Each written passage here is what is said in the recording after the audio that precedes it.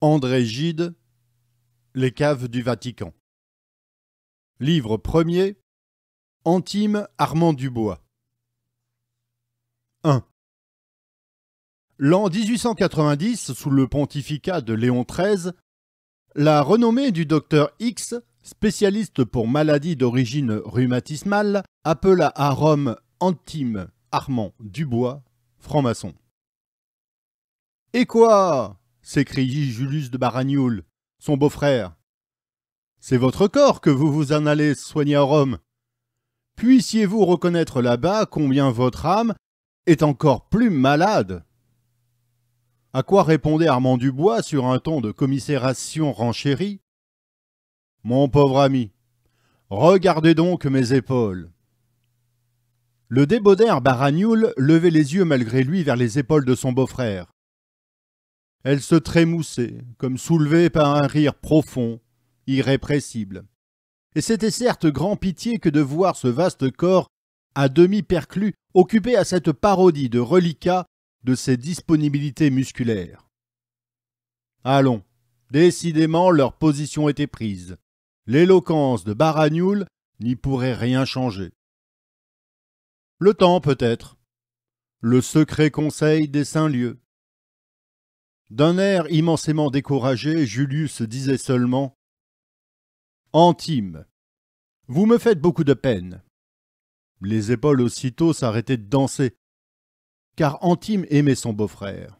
« Puissais-je, dans 3 ans, à l'époque du jubilé, lorsque je viendrai vous rejoindre, puissais-je vous trouver amendé ?» Du moins Véronique accompagnait-elle son époux pour des dispositions d'esprit bien différentes. Pieuse autant que sa sœur Marguerite et que Julius, ce long séjour à Rome répondait à l'un des chers entre ses vœux.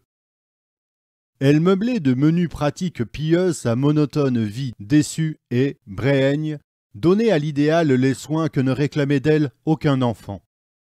Hélas, elle ne gardait pas grand espoir de ramener à Dieu son Antime.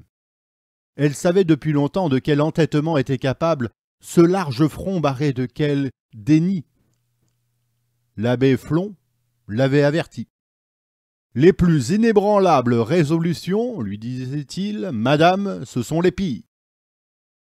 N'espérez plus que d'un miracle. » Même, elle avait cessé de s'attrister. Dès les premiers jours de leur installation à Rome, chacun des deux époux de son côté avait réglé son existence retirée. Véronique, dans les occupations du ménage et dans les dévotions, Antime, dans ses recherches scientifiques. Ils vivaient ainsi, l'un près de l'autre, l'un contre l'autre, se supportant en se tournant le dos.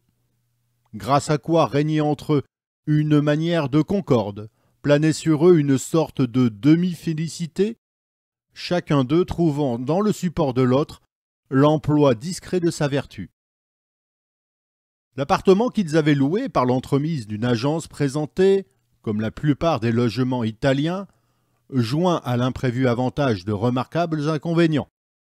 Occupant tout le premier étage du palais Forghetti, via in Lucina, il jouissait d'une assez belle terrasse où tout aussitôt Véronique s'était mise en tête de cultiver des aspidistras, qui réussissent si mal dans les appartements de Paris.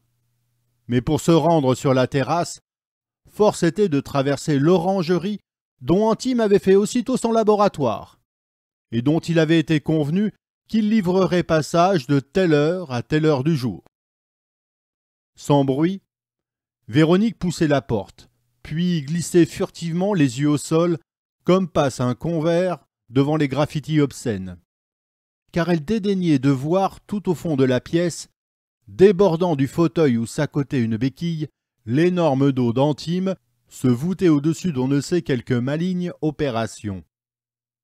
Antime, de son côté, affectait de ne la point entendre. Mais sitôt qu'elle avait repassé, il se soulevait lourdement de son siège, se traînait vers la porte et plein de hargne, les lèvres serrées. D'un coup d'index autoritaire, vlan, il poussait le loquet. C'était l'heure bientôt où, par l'autre porte, Beppo, le procureur, entrait prendre les commissions. Galopin de 12 ans ou 13 en haillons, sans parents, sans gîte, Antime l'avait remarqué peu de jours après son arrivée à Rome. Devant l'hôtel où le couple était d'abord descendu, via di Bocca di Leone, Beppo sollicitait l'attention du passant moyen d'un criquet blotti sous une pincée d'herbe dans une petite nasse de jonc. Antime avait donné 10 sous pour l'insecte, puis, avec le peu d'italien qu'il savait, tant bien que mal avait fait entendre à l'enfant que, dans l'appartement où il devait emménager le lendemain, via In Lucina, il aurait bientôt besoin de quelques rats. Tout ce qui rampait, nageait, trottait ou volait servait à le documenter.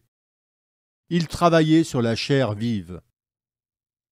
Beppo, procureur né, aurait fourni l'aigle ou la louve du Capitole. Ce métier lui plaisait, qui flattait son goût de maraude. On lui donnait 10 sous par jour. Il aidait d'autre part au ménage.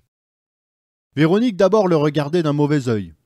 Mais du moment qu'elle le vit se signer en passant devant la Madone à l'angle nord de la maison, elle lui pardonna ses guenilles et lui permit de porter jusqu'à la cuisine l'eau, le charbon, le bois, les sarments.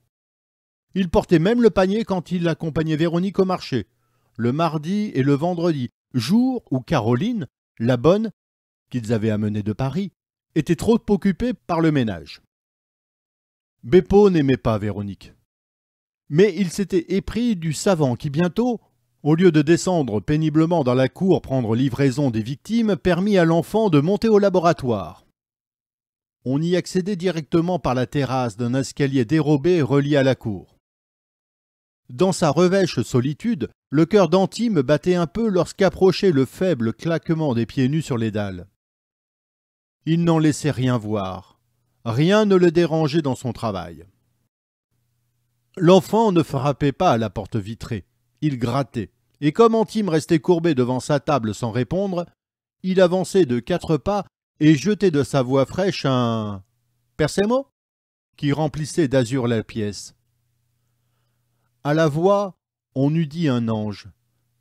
C'était un aide-bourreau.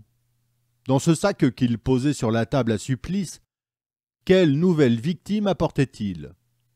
Souvent, trop absorbé, Antime n'ouvrait pas le sac aussitôt. Il y jetait un rapide coup d'œil. Du moment que la toile tremblait, c'était bien.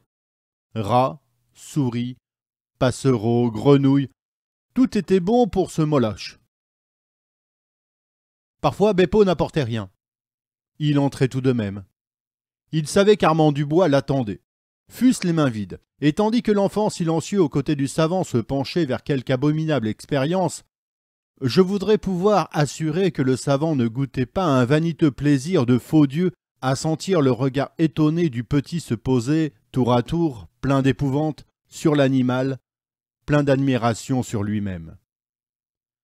En attendant de s'attaquer à l'homme, Antime Armand Dubois prétendait simplement réduire en tropisme toute l'activité des animaux qu'il observait.